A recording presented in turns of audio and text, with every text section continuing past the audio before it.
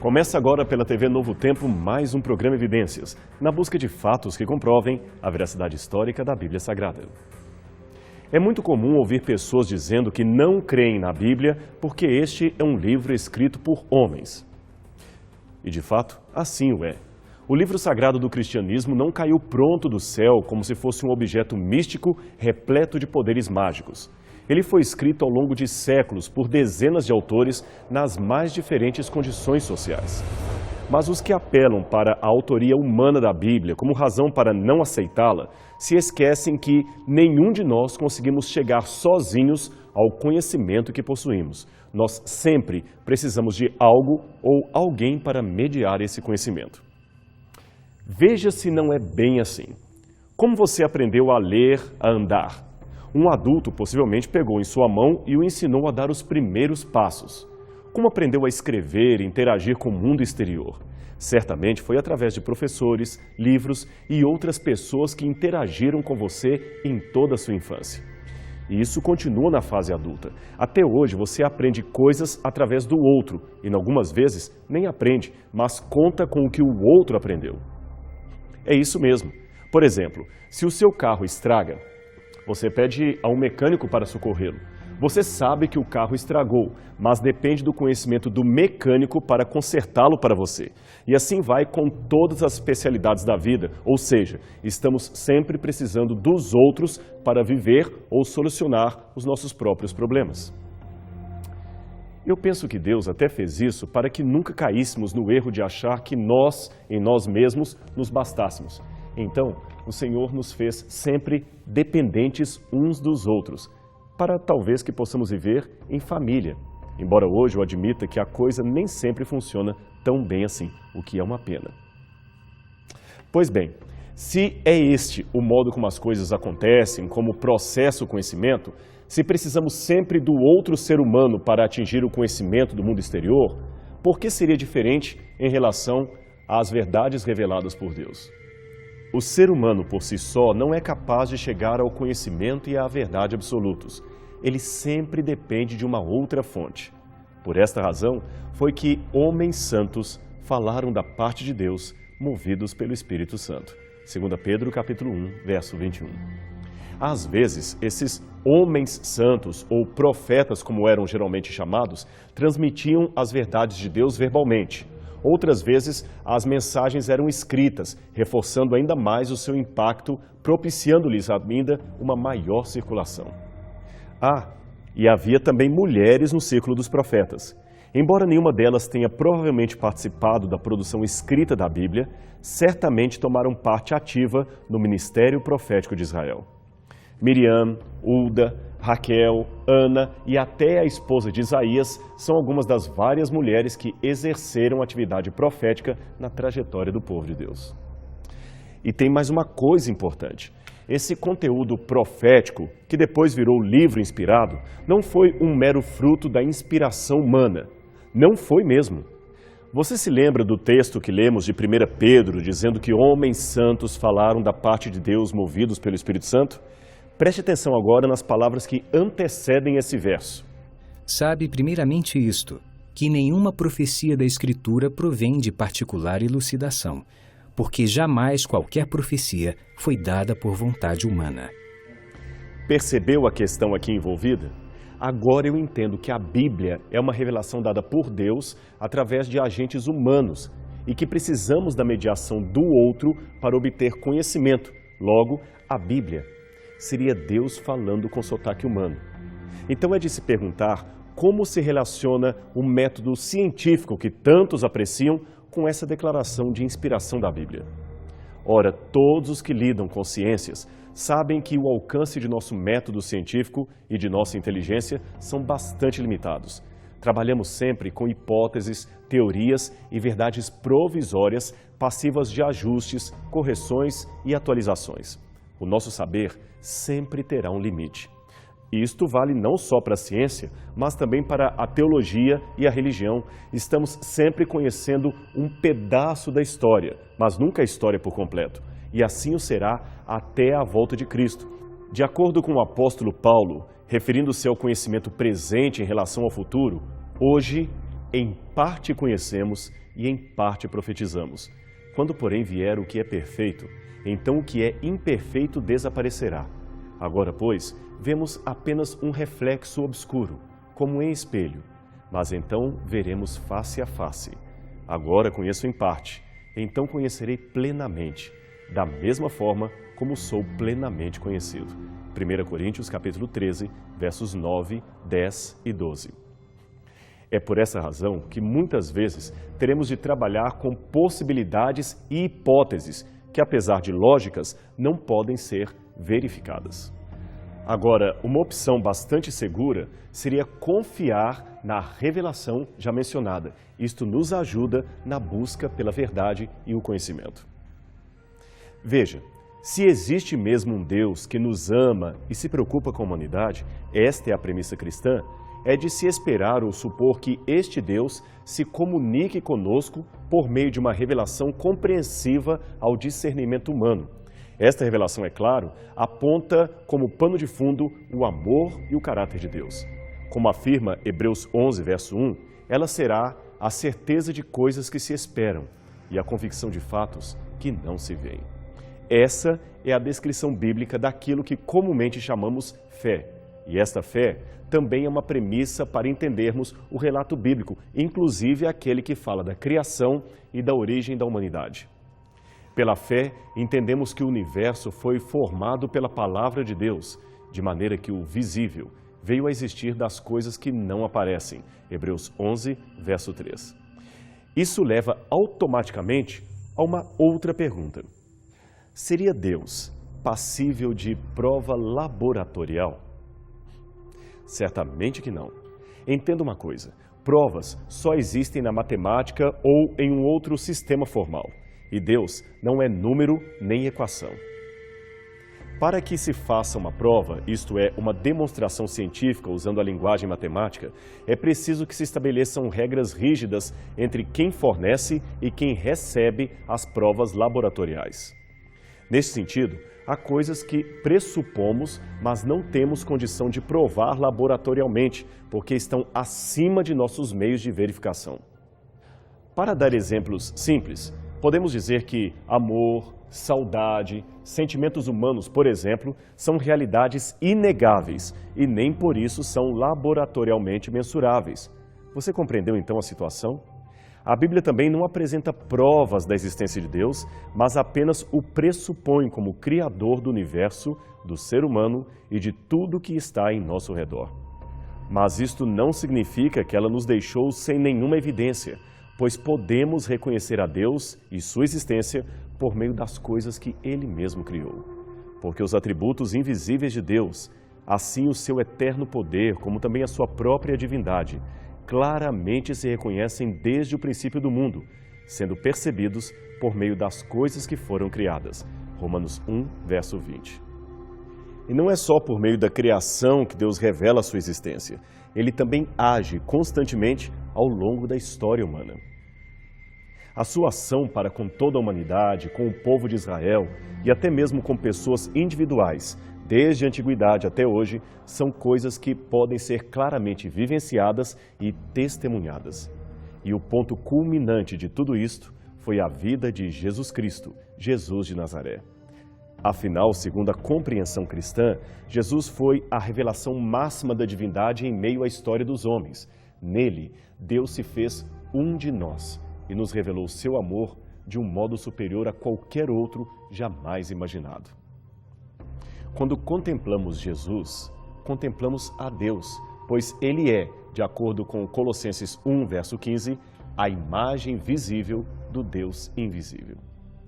Essa história e essa revelação foram preservadas por Deus em forma escrita para o testemunho das gerações que não tiveram o privilégio de testemunhar pessoalmente esses acontecimentos, e é aí que entra o papel da Bíblia Sagrada. De acordo com o livro dos recordes, a Bíblia é de longe o livro mais lido, traduzido e vendido do mundo inteiro. De um modo geral, podemos dizer que ela foi escrita em mais de 35 gerações, cobrindo cerca de 1.500 anos. Foram mais de 40 autores em 66 diferentes livros, escritos em 3 diferentes continentes. Esses autores eram muito diversificados. A maioria deles nem teve a oportunidade de se encontrar pessoalmente. Nunca houve uma reunião de pauta para saber o que colocariam no papel e nem contaram com a assistência de um editor ou de uma grande casa publicadora com todos os especialistas que pudessem ajudar e a dirigir o estilo literário que empregariam e, mesmo assim, esse livro saiu extraordinariamente harmônico, totalmente harmônico em seu conteúdo. É realmente uma obra miraculosa. Mas vamos falar mais especificamente dos escritores bíblicos para que você tenha uma ideia da diversidade autoral que a Bíblia contém. Moisés era um estadista e líder bem instruído. Amós era pastor de ovelhas. Pedro e João eram pescadores. Lucas era médico e possível estudante de direito. Davi e Salomão eram reis. Paulo, um rabino e filósofo judeu. Esdras era sacerdote. Daniel, primeiro-ministro. E Neemias, um funcionário público. A lista poderia se estender muito mais, porém creio que já deu para você ter uma ideia do que queremos dizer por diversidade autoral da Bíblia. Mas tem mais. Podemos falar ainda das diversas situações em que cada um deles escreveu o seu livro, ou seja, o contexto em que cada um se encontrava. Uns estavam no deserto, outros na prisão, alguns num palácio, numa viagem, numa campanha militar. Às vezes, eles eram movidos pela alegria, às vezes pela angústia, pela apreensão. Em algumas situações, os autores bíblicos tiveram de abandonar o seu emprego e sair pela fé para cumprir uma missão determinada por Deus. Foram, enfim, muitas e distintas situações sociais.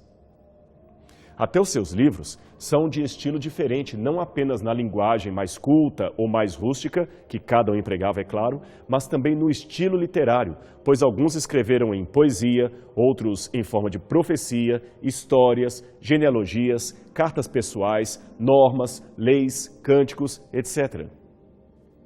Agora, mesmo escrevendo quase sempre de modo independente um do outro e tratando de temas difíceis e controversos, esses autores da Bíblia, voltamos a repetir, não se contradizem na essência, pelo contrário, eles se complementam.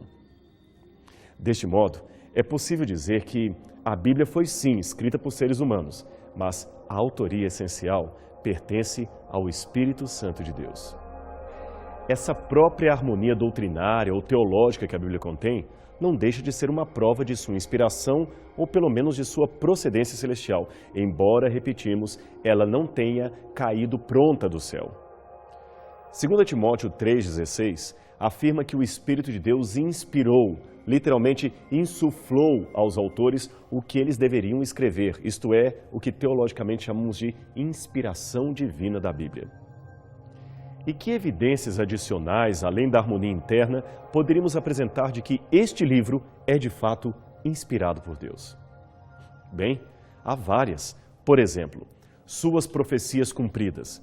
A Bíblia contém mais de 6.000 profecias, das quais quase a metade já se cumpriu literalmente.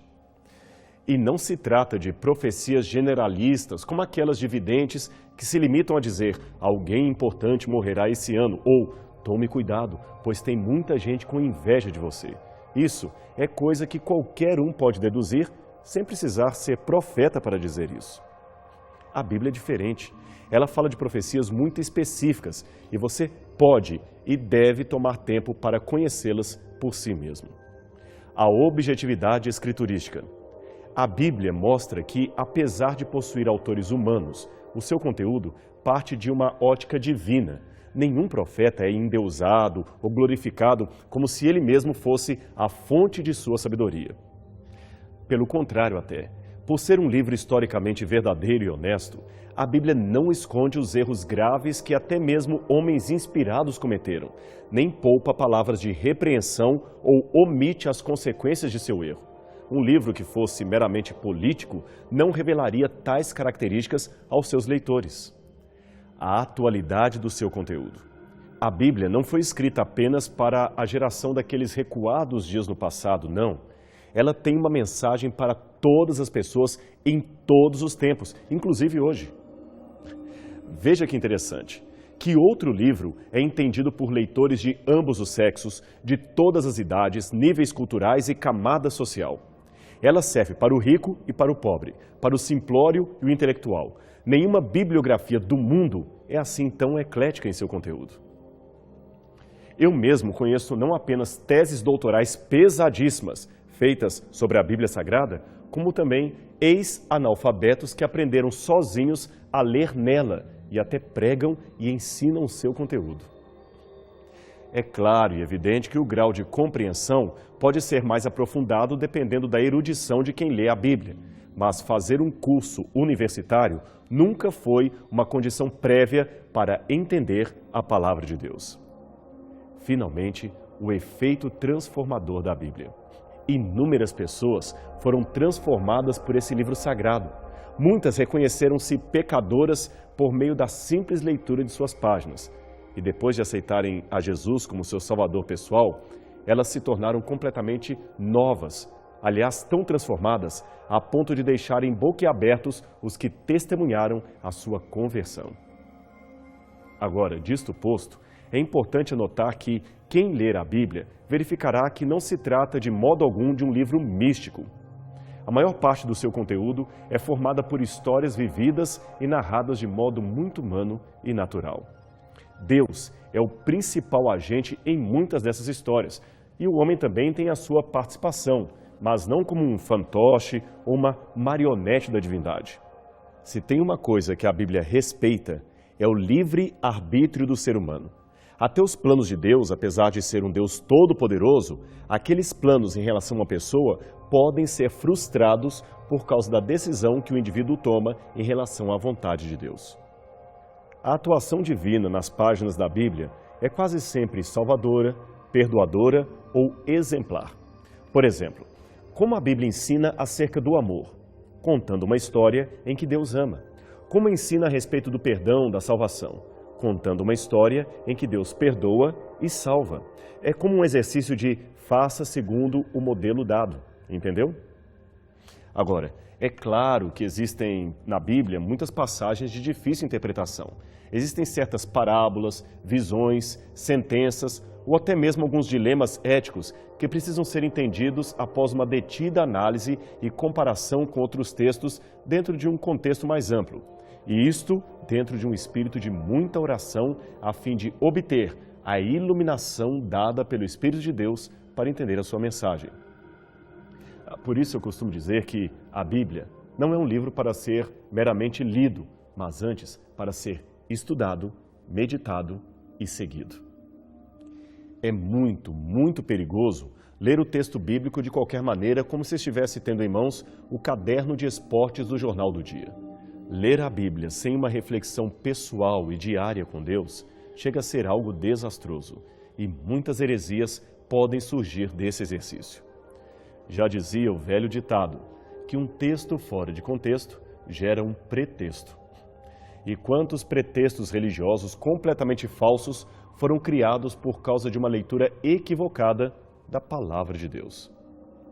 Aliás, muitas vezes é notório que o ataque que ateus e céticos fazem em relação à Bíblia Sagrada, na verdade são refutações construídas não sobre o livro em si, mas sobre doutrinas errôneas produzidas a partir de uma leitura equivocada daquilo que a Bíblia contém.